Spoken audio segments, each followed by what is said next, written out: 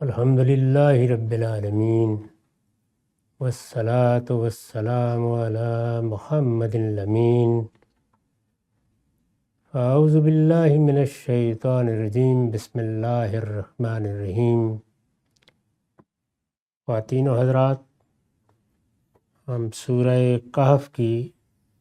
آیت 13 سے سورہ کا مطالعہ کر رہے ہیں۔ اس سے پیچھے اصحاب کہف کے واقعے کو بالاجمال بیان کر دیا گیا۔ اب قرآن مجید اس کی تفصیل کر رہا ہے۔ فرمایا کہ نحن نقص علیک نبأہم بالحق، ہم ان کی سرگزشت تمہیں ٹھیک ٹھیک سناتے ہیں۔ یہ بالحق کا ترجمہ ہے، ٹھیک ٹھیک سناتے ہیں۔ اس سے کیا مراد ہے، اس پر ہم پچھلی نشست میں گفتگو کر چکے ہیں۔ اس سے آگے اب یہ فرمایا کہ انہم فتیۃ آمنوا بربہم وزدناہم ہدی، وہ چند نوجوان تھے جو اپنے پروردگار پر ایمان لائے۔ یہ بات عام طور پر مانی گئی ہے کہ کسی نئی دعوت کی طرف لپکنے میں نوجوانوں ہی سے کچھ توقعات کی جا سکتی ہیں۔ انسان جب شعور کی عمر کو پہنچتا ہے، اس کے والدین، اس کا معاشرہ جو روایت اس تک پہنچاتا ہے، وہ آہستہ آہستہ اس کے لیے علم و خبر سے آگے ایک مانوس ثقافت بن جاتی ہے۔ وہ اس کو کلچر کی حیثیت سے اپنا لیتا ہے، اس کی ذہنی ساخت کے لحاظ سے اپنے آپ کو ہم آہنگ کر لیتی ہے۔ اس سے سوسائٹی میں ایک بڑا طبقہ وجود میں آ جاتا ہے، جس کو زمانہ حال کی تعبیرات میں ہم قدامت پسند لوگوں سے تعبیر کر سکتے ہیں۔ سوسائٹی میں سب سے زیادہ تعداد انہی لوگوں کی ہوتی ہے۔ وہ روایت کو اخذ کرتے ہیں، روایت کو کچھ نیا آب و رنگ بھی دیتے ہیں، لیکن اصول میں اور فروع میں روایت کے ساتھ لگے رہنے ہی کو ترجیح دیے رہتے ہیں۔ اسی کو بعض لوگوں نے واضح کیا ہے کہ قوموں کی زندگی میں ایک بڑا مشکل مرحلہ ہوتا ہے کہ انہیں کسی نئی صورتحال کے ساتھ ہم آہنگ ہونا پڑ جائے۔ جو کچھ چلا آ رہا ہوتا ہے، جس کو لوگ مانے ہوتے ہیں، جو آباء کی روایت بن چکا ہوتا ہے، اس کو لوگ اختیار کیے رہتے ہیں۔ کوئی بڑا چیلنج درپیش نہ ہو، زمانے کے حالات میں کوئی بڑی غیر معمولی تبدیلی نہ ہو جائے، تو عام لوگوں کا رویہ وابستگی کا ہوتا ہے۔ اس میں اگر کوئی نئی دعوت، خاص طور پر کوئی نظریاتی دعوت اٹھتی ہے، وہ استدلال سے لوگوں کو متوجہ کرتی ہے، تو وہ لوگ جو بڑی عمر کو پہنچ گئے ہیں، اپنی روایت میں راسخ ہو چکے ہیں، اس سے وابستہ ہو کر ہی زندگی بسر کرنے کا تصور کر سکتے ہیں، وہ متوجہ نہیں ہوتے۔ نوجوان البتہ اس کی طرف لپک پڑتے ہیں۔ تو یہاں اسی لیے قرآن مجید نے فتیہ کا لفظ استعمال کیا ہے کہ یہ دعوت بھی، یعنی سیدنا مسیح علیہ السلام کی دعوت بھی جب لوگوں تک پہنچی، تو ایسا نہیں ہوا کہ بادشاہ سلامت بھی اور وزراء بھی اور اعیان و اکابر بھی اور دانشور بھی اور اس قوم کے علماء اور دوسرے لوگ بھی فوراً اس پر متوجہ ہو گئے ہوں، انہوں نے اس کو سمجھنا شروع کر دیا ہو، انہوں نے ایک طالب علم کے طریقے پر اس کے تجزیہ و تحلیل کی ضرورت محسوس کی ہو۔ ان کا تو رد عمل ہی تھا، لیکن کچھ نوجوانوں کو اللہ تعالیٰ نے توفیق دی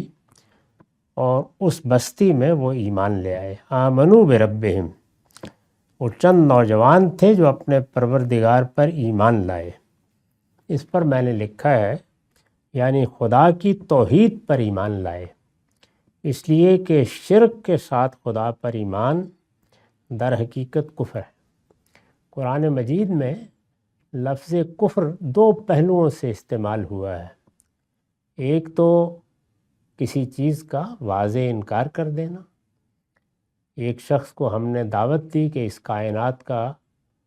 ایک خالق ہے، وہ علیم و حکیم ہستی ہے، وہ حی و قیوم ہے، اس نے کہا کہ میں نہیں مانتا، تو یہ انکار ہے، اور عربی زبان میں انکار کو کفر سے تعبیر کیا جاتا ہے۔ ایک دوسری چیز یہ ہے کہ اس نے ذات باری کا انکار نہیں کیا، لیکن اس طرح مانا کہ گویا انکار کر دیا۔ اس چیز کو اگر علم کی زبان میں بیان کریں تو یہ کہیں گے کہ جب ہم کسی چیز کو مانتے ہیں تو اس کے لوازم کے ساتھ اس کو ماننا ضروری ہے، یعنی وہ چیزیں جو اس کو ماننے کے لازمی تقاضے ہیں ان کو اگر آپ نہیں مانتے تو گویا آپ اس چیز ہی کو نہیں مانتے۔ تو اس کو بھی قرآن مجید کفر سے تعبیر کرتا ہے۔ اللہ تعالیٰ کی ذات کے حوالے سے جو سب سے بنیادی، سب سے ضروری، سب سے اہم چیز ہے وہ یہ ہے کہ اس کو اس کی توحید کے ساتھ مانا جائے۔ ایک آدمی کہتا ہے میں مانتا ہوں، جتنی مشرک قومیں ہیں وہ سب اللہ تعالیٰ کا اقرار کرتے ہیں۔ آپ ہندوؤں کو دیکھ لیں موجودہ زمانے میں، وہ بھی اللہ تعالیٰ کا اقرار کرتے ہیں، اللہ تعالیٰ کی معرفت حاصل کرنے کی جدوجہد کرتے ہیں، اللہ تعالیٰ کی خوشنودی مطلوب ہوتی ہے۔ اسی طرح قریش مکہ کے بارے میں قرآن مجید نے بیان کیا کہ جب ان سے پوچھا جاتا تھا کہ کیا تم زمین و آسمان کا خالق اپنے ان بتوں کو سمجھتے تھے، وہ کہتے ہیں نہیں، ہرگز نہیں، زمین و آسمان کا خالق تو وہی ہے۔ تو اللہ تعالیٰ کو مانتے تھے لیکن اس کے ساتھ دوسروں کو شریک بنا دیتے تھے۔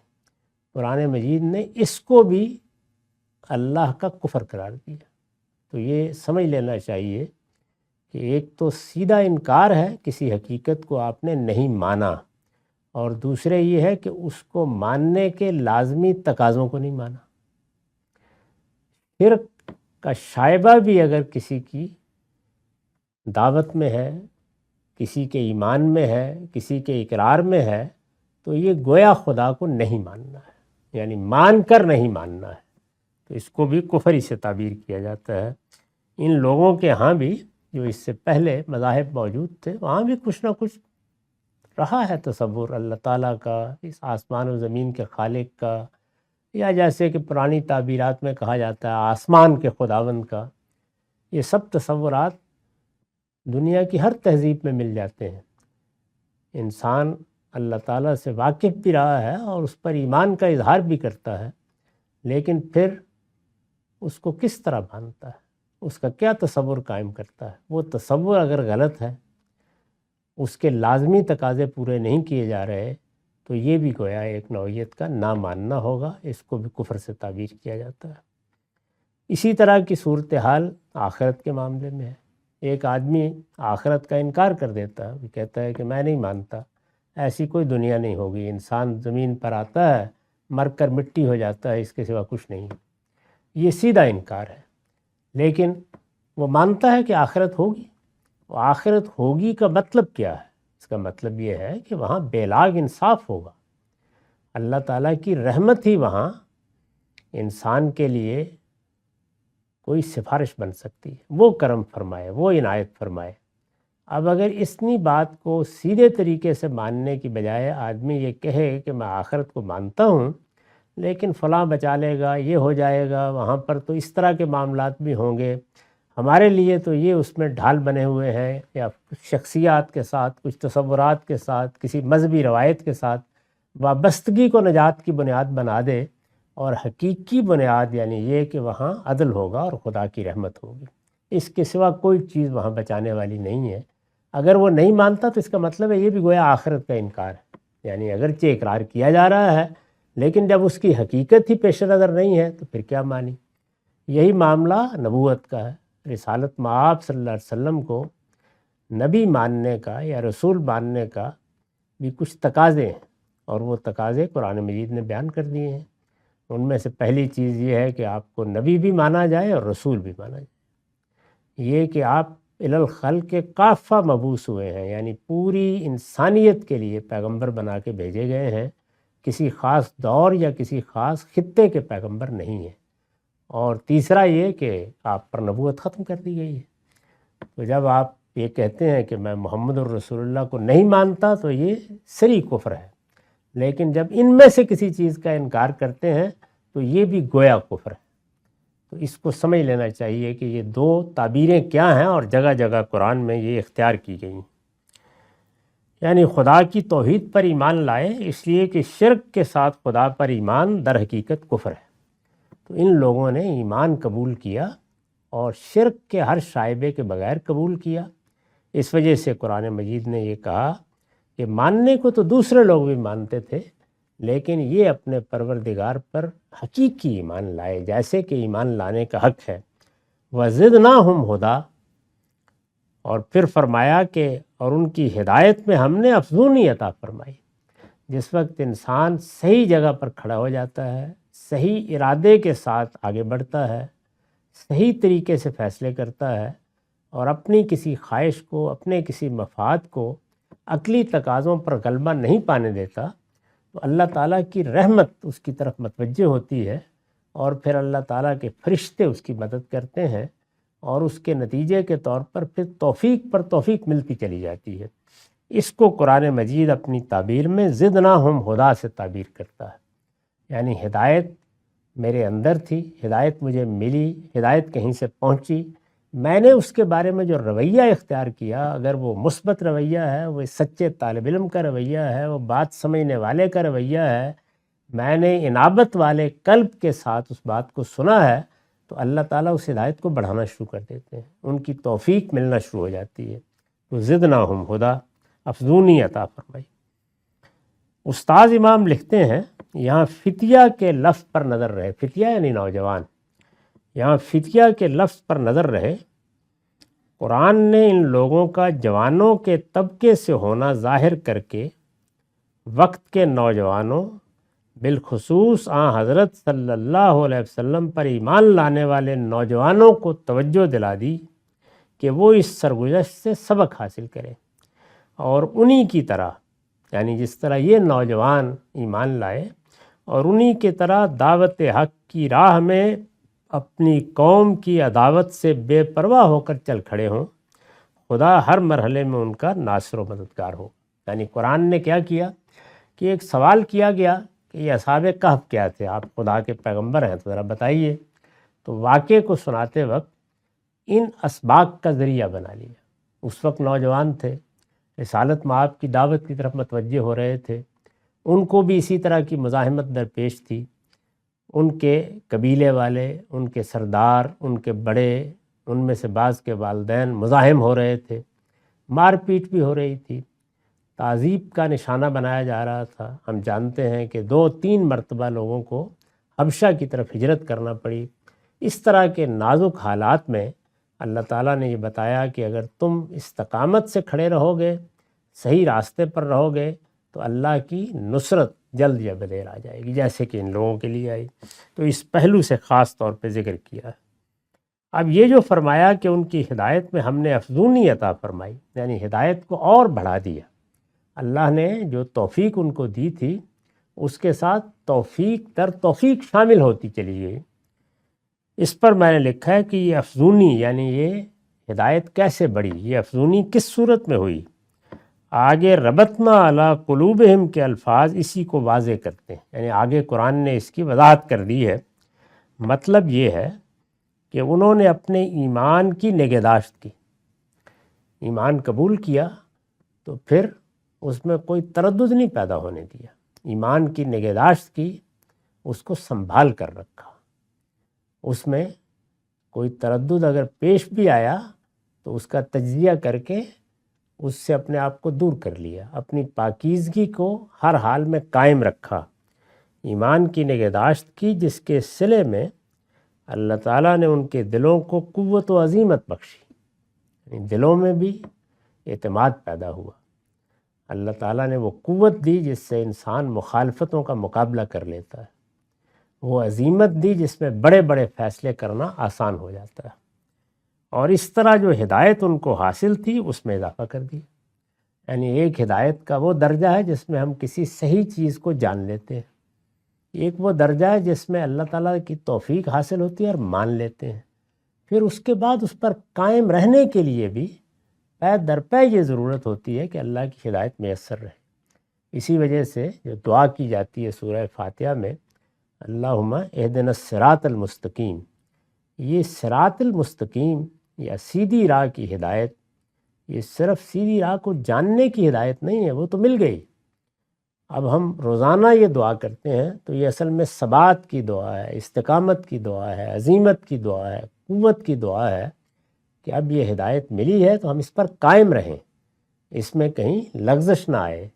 کسی جگہ کوئی چیز مذلہ قدم نہ بن جائے، ہر مرحلے پر ہم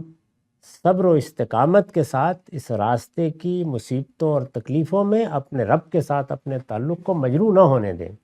تو یہ سب چیزیں پھر اس دعا میں شامل ہو جاتی ہیں۔ یہ فرمایا کہ ایسے ہی ہم وزدناہم ہدا، ان کی ہدایت میں ہم نے افزونی عطا فرمائی۔ اس کی وضاحت کی ہے کہ یہ افزونی کس طرح ہوئی، وربطنا علی قلوبہم اذ قاموا،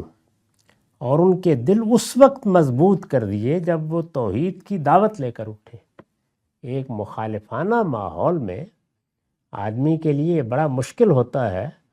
کہ وہ کسی چیز کا اقرار و اعتراف کرے، اس سے آگے بڑھ کر وہ اس کا اعلان کر دے، وہ دوسروں کے سامنے بے کم و کاست اس کو بیان کرنے لگے، ان کے رد عمل کے باوجود اپنی بات پر اصرار کرے، وہی بات کہتا چلا جائے اور ہر طرح کے حالات میں کہتا چلا جائے، یہ آسان نہیں ہوتا۔ تو اس کو قرآن مجید نے بتایا کہ جو ہدایت ہم نے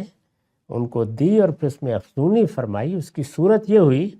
کہ جیسے ہی وہ توحید کی دعوت لے کر اپنے معاشرے میں اٹھے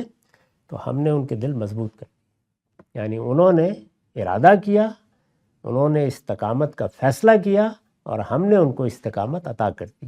یہی اللہ تعالیٰ کا اپنے صاحب ایمان بندوں کے ساتھ تعلق ہے۔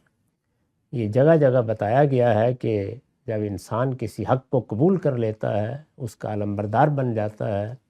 اس کو تسلیم کر کے اس کا اعتراف کرتا ہے، اس پر اپنے ایمان کا اظہار کر دیتا ہے،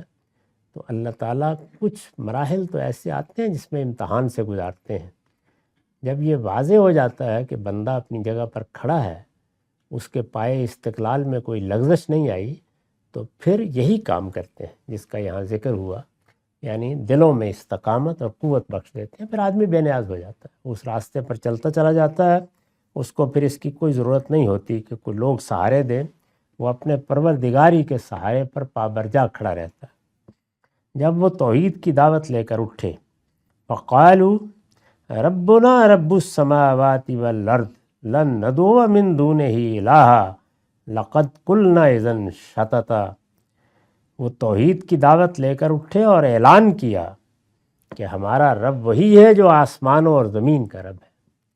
یعنی اس طرح، اس شان کے ساتھ، اس اعتماد کے ساتھ انہوں نے اپنے معاشرے کے سامنے یہ دعوت پیش کر دی۔ انہوں نے یہ کہا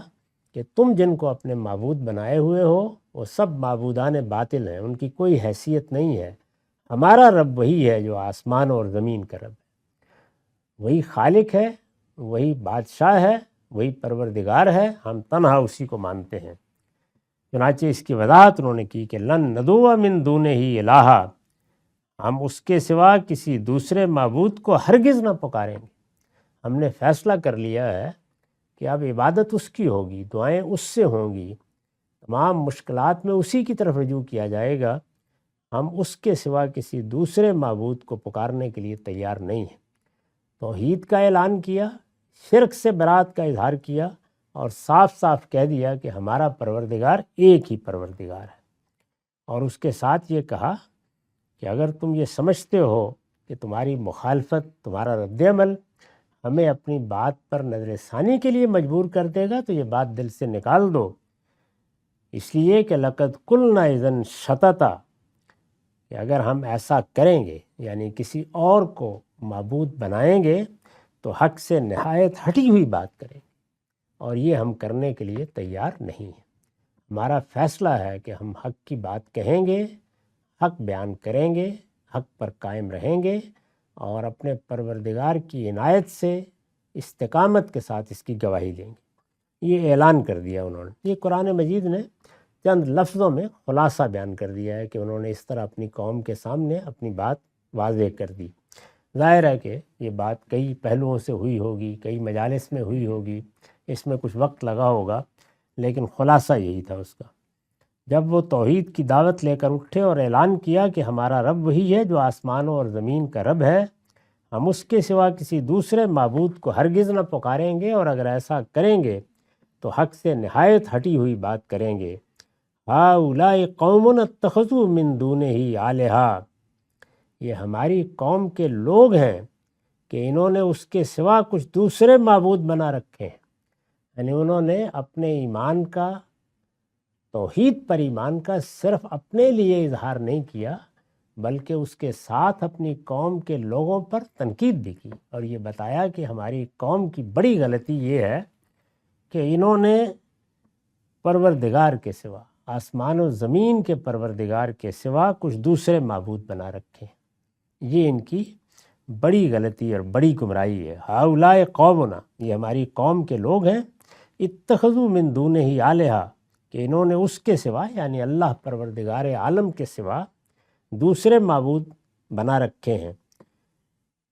لولا یاتون علیہم بسلطان مبین،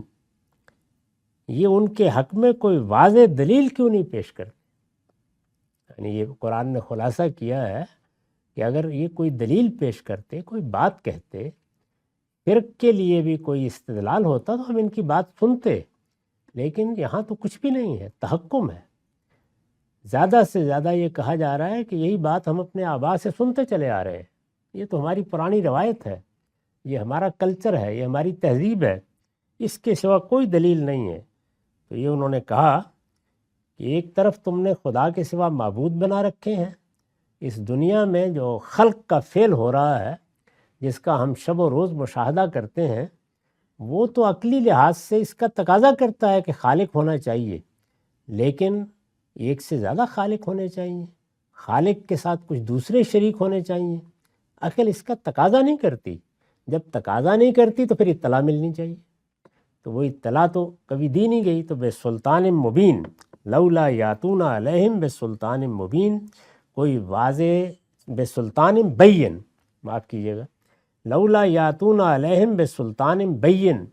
کوئی واضح دلیل ہونی چاہیے جس کی بنیاد پر ہم تمہاری بات کو قابل غور سمجھیں۔ یہاں تو کچھ بھی نہیں ہے۔ فمن اظلم ممن افترى علی اللہ کذبا، پھر ان سے بڑا ظالم کون ہوگا جو خدا پر جھوٹ باندھیں۔ یعنی یہ تبصرہ بھی کر دیا انہوں نے کہ اگر تم لوگ کوئی دلیل پیش کرتے تو ہم سنتے، اس دلیل پر غور کرتے، اس کے حسن و قبح کا جائزہ لیتے، ہمیں بھی کچھ کہنے کی ضرورت ہوتی، لیکن جب کسی دلیل کے بغیر اصرار کر رہے ہو تو پھر اس کا ایک نتیجہ ہے، اور وہ یہ کہ تم محض اپنے کسی خیال کا اظہار کر کے بچ نہیں جاؤ گے، یہ اللہ پر سری جھوٹ ہے۔ دو ہی صورتیں ہو سکتی ہیں، عقل تقاضا کر رہی ہے، عقل واجب کر رہی ہے، عقل لازم ٹھہرا رہی ہے کہ فلاں بات تو ماننی پڑے گی، یعنی خلق کو دیکھیں گے تو خالق کو ماننا پڑے گا۔ یہ ہمارے شعور کی ساخت کا تقاضا ہے، ہم کسی فعل کو دیکھ کر اس کے فاعل کا انکار نہیں کر سکتے، کسی اثر کو دیکھ کر اس کے مؤثر کا انکار نہیں کر سکتے، ہمیں بنایا ہی اس طرح گیا ہے، یہی ہمارے علم کی بنیاد ہے۔ تو اللہ کو ماننا، ایک خالق کو ماننا، یہ تو عقلی تقاضا ہے، اس لیے کہ جو کچھ ہم دیکھ رہے ہیں اس کے سوا کوئی توجیہ ممکن نہیں ہے کہ اس کو کسی نے خلق کیا ہے، کس نے کیا ہے اس پر بحث ہو سکتی ہے، لیکن یہ کہ خالق کے سوا بھی کچھ دوسرے ہیں، اس ایک معبود کے ساتھ کچھ اور ہستیاں بھی ہیں، کسی کو اس نے کوئی اختیار دیا ہے، کسی کو اس نے اپنے اس خلق کے نظم میں شریک کر لیا ہے، یہ عقل تو تقاضا کر نہیں رہی۔ تو اب کیا چیز ہے؟ ایک ہی چیز ہو سکتی ہے کہ اللہ تعالیٰ بتائے، جب اللہ نے نہیں بتایا، کائنات کے خالق نہیں بتایا، تو اس کا مطلب یہ ہے کہ پھر یہ بات اگر کوئی کہنے کی جسارت کرتا ہے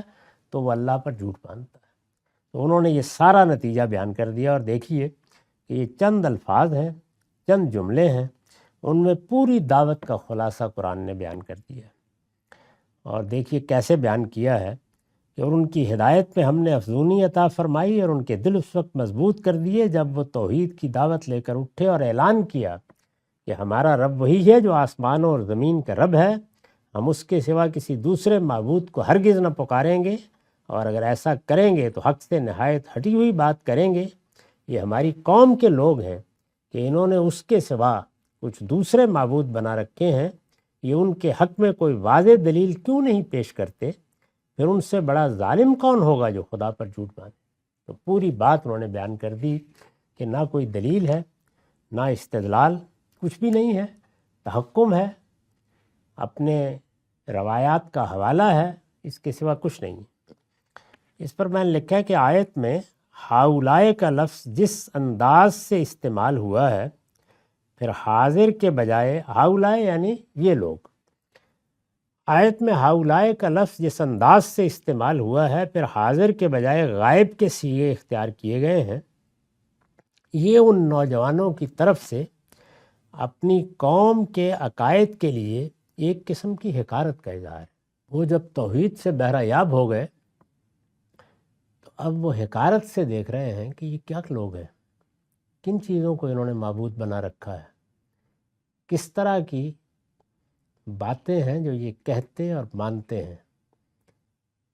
اس کو بیان کرتے ہوئے انہوں نے کہا کہ ہماری قوم کے لوگ بھی کیا لوگ ہیں، یعنی ایک پروردگار تو اس کائنات کا خالق ہے، ہونا چاہیے، یہ سب جو کچھ یہ مان رہے ہیں اس کی کیا حقیقت؟ ان کے مندر، ان کی رسوم، ان کی عبادتیں، ان کے معبود، یہ سب باطل کا کارخانہ ہے، یہ کیا بنا رکھا ہے؟ تو یہ ایک طرح کی حقارت کا اظہار ہے۔ یہ حقارت مذہب توحید پر ان کے غیر معمولی شرح صدر اور اس سے ان کی غیر معمولی وابستگی کو ظاہر کرتی ہے۔ اس سے معلوم ہوتا ہے کہ بات دل میں اتر گئی تھی، انہوں نے اس کو اس طرح مان لیا تھا جس طرح کے ماننے کا حق ہے، اور اب ان کے دل میں کوئی تردد باقی نہیں رہا تھا۔ یہ خلاصہ قرآن نے کر دیا کہ اس طرح کی صورتحال میں یہ نوجوان اپنے ایمان کا اظہار کر کے اپنی بستی سے نکلیں، اور پھر آخر میں انہوں نے یہ بتا دیا کہ اگر تم لوگ اب بھی اس پر اصرار کرتے ہو تو اس کے صاف معنی یہ ہے کہ تم نے فیصلہ کر لیا ہے کہ تم خدا پر جھوٹ باندھو گے۔ اس آخری جملے کے بارے میں نے لکھا ہے کہ یہ اس رہنمائی کیا بیان ہے جو انہیں اس مرحلے میں ان کے پروردگار کی طرف سے حاصل ہوئی، یعنی اس طرح کا شرح صدر، اس طرح کی واضح بات، ایسا استدلال، یہ گویا اللہ تعالیٰ کی طرف سے دی جانے والی رہنمائی تھی، اور اسی کو پیچھے بیان کیا ہے کہ وزدناہم ہدی، جب وہ ایمان لے آئے تو پھر ہم نے ان کو استدلال بھی عطا کیا اور فہم بھی عطا کیا اور بات کرنے کی صلاحیت بھی عطا کی اور ایک واضح نقطہ نظر بھی بخشا۔ یہ سب پھر اللہ تعالیٰ کی عنایت ہو گئی ان کے اوپر۔ یہ اس رہنمائی کا بیان ہے جو انہیں اس مرحلے میں ان کے پروردگار کی طرف سے حاصل ہوئی، اور ان کے باطن سے ایما ہوا کہ اب قوم کو چھوڑنے کے سوا کوئی چارہ نہیں رہا۔ یعنی اس مرحلے پر پہنچ کر گویا اللہ تعالیٰ نے ان کو توجہ دلائی اور ان کے باطن سے یہ چیز اٹھی کہ اب ہم اس موقع پر پہنچ گئے ہیں جہاں اب کوئی چارہ اس کے سوا نہیں کہ اس قوم کو چھوڑ دیا جائے۔ اس طرح کے نازک مرحلوں میں یہ رہنمائی اہل حق کو بالعموم حاصل ہوتی رہی۔ جس وقت یہ کوئی فیصلہ کرنے کی گھڑی آ جاتی ہے تو اہل حق اگر استقامت سے اپنے موقف پر جمے رہیں، اللہ تعالیٰ ان کی رہنمائی فرماتے ہیں۔ یہ رہنمائی عام طور پر اگر بندہ اپنے رب سے سچا تعلق رکھتا ہو تو واضح محسوس ہوتی ہے کہ مجھے یہ راستہ دکھا دیا گیا ہے، اب مجھے یہی فیصلہ کرنا ہے، میرے لیے اسی میں خیر ہے، اور پھر بڑے بڑے فیصلے انسان کر لیتا ہے۔ سیدہ مریم اور سیدنا موسیٰ علیہ السلام کی والدہ کا واقعہ اس کی مثالیں ہیں۔ یہ ختم نبوت سے پہلے کسی حد تک محسوس صورت میں بھی حاصل ہو جاتی تھی۔ اس سے ضمناً یہ بات بھی معلوم ہوئی کہ دعوت کے مخالفین جب داعی کی جان لینے کے درپے ہو جائیں تو اہل حق کے لیے یہی ہجرت کا وقت ہوتا ہے، چنانچہ وہ اس کا فیصلہ کر لیتے ہیں تو آگے کے لیے زاد و راحلہ ان کا پروردگار خود فراہم کر دیتا ہے۔ یہ جو ساری بات ہے یہ آگے بڑی تفصیل کے ساتھ بیان ہوگی کہ کیسے لوگ ان کی جان کے درپے ہوئے، کس طرح سے اللہ تعالیٰ نے ان کو موقع دیا، کیسے ان کی رہنمائی فرمائی، کیسے ایما ہوا، اور پھر وہ اس کو لے کر کس طریقے سے نکلے۔ اس ساری بات کو اللہ تعالیٰ نے پہلے ان کی دعوت کے پہلو سے بیان کیا، اور پھر یہ کہ انہوں نے اس دعوت کے نتائج جب سامنے آئے تو کس طرح کا اقدام کیا، اس کی تفصیلات بیان کی ہیں۔ اسے ہم اگلی نشست میں دیکھیں گے۔ اقول قولی ھذا واستغفر اللہ لی ولکم ولسائر